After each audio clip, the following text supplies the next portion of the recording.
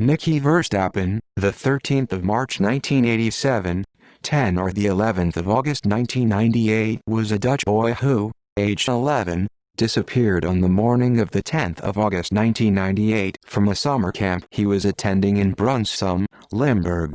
His body was found on the evening of the 11th of August, 1.2 kilometers, 0.75 miles away in nearby Landgraaf. Despite extensive investigation, the case remained entirely unsolved for 20 years.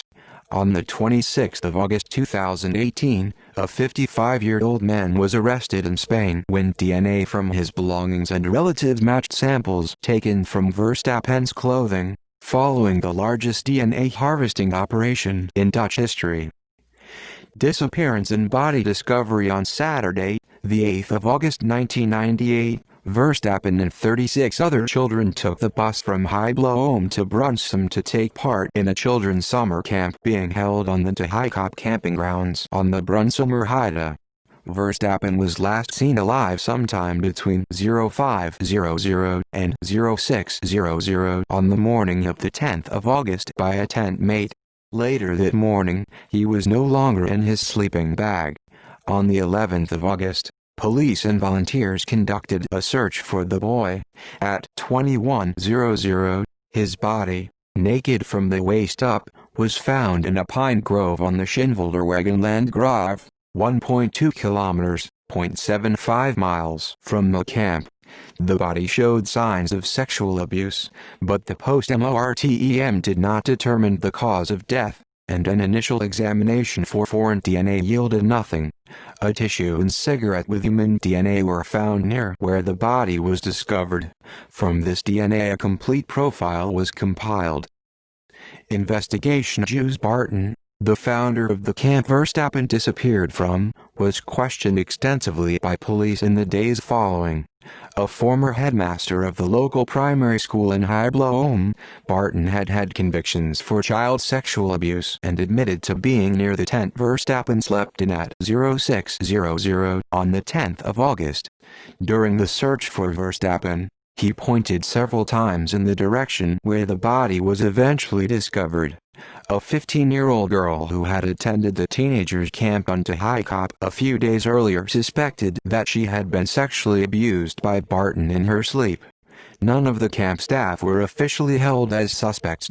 A reward of 25,000 guilders was offered by the Openbaar Ministerie in Maastricht for information on the identity of the perpetrator.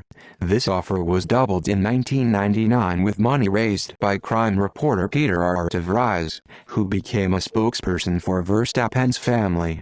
Following a lack of leads, the investigation team was dissolved in November 1998, with a new team of investigators taking over the case between November 2000 and July 2001. Between 2001 and 2007, a sex offender from Kerkrade was in and out of police custody, while a number of witnesses claimed to have seen him in and around the camp around the 10th of August 1998.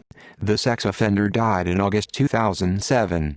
The case has also been linked to German serial killer Martin Nicky, who killed 3 boys between 1992 and 2001. 7 or 8 letters written by an anonymous author suggesting they had killed Verstappen were found on a monument for the boy on the Brunsummer Heide between 2005 and July 2006. In January 2007, a 36-year-old man from Landgraaf was arrested on suspicion of having written the letters. He was released 2 weeks later, before being rearrested in December for vandalizing the monument. 1 month later, he was sentenced to 3 months imprisonment for the vandalism. The monument was vandalized again in April 2008, August 2013 and April 2019. DNA profiling. Between December 1999 and January 2000, 35 men took part in a DNA test, but none of the samples matched those found at the crime scene. In 2010, with foreign DNA having been found on Verstappen's body, police took DNA samples from 80 men, but still did not find a matching sample. In November of that year, the remains of Jules Barton, the camp founder, who died in 2003, were exhumed for a DNA test. His DNA also did not match that found on Verstappen's body.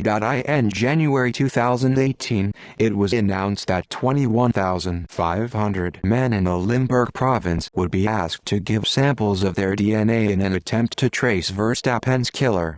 The DNA screening program took place between February and June, with a total of over 15,000 samples collected, the largest number in Dutch history, almost twice the number of samples collected in the program that successfully traced the man who was convicted of Marianne Vaatstra's murder. On the 22nd of August 2018, it was announced that DNA samples from the belongings and relatives of a 55-year-old man originally from Simpelveld, Joseph "Joes" Brecht, matched DNA found on Verstappen's clothing. Brecht, who had been missing from his Vosges home since April of that year, had not responded to requests for a sample of his DNA, and his immediate family also refused to cooperate in the DNA screening program. A police team managed to retrieve a sample of Brecht's DNA from his personal items after he was reported missing. Brecht has a history of sexually abusing children and is known to have been near the scene of the crime around the time it took place, though he was believed at the time to just be a passerby. Police located and arrested him in Spain, near Castelturcal, on the 26th of August, and he was extradited to the Netherlands on the 6th of September. Brecht's trial began on the 12th of December 2018. Aftermath. In 2003, folk band Rowan Hees released a song about the case, titled Vlinder. Author Simon Vijk published a book about the case titled De Mysterieuze Dood van Nicky Verstappen in 2010. See also Cold Case Killing of Nicole van den Herk, List of solved missing persons cases, List of unsolved deaths. References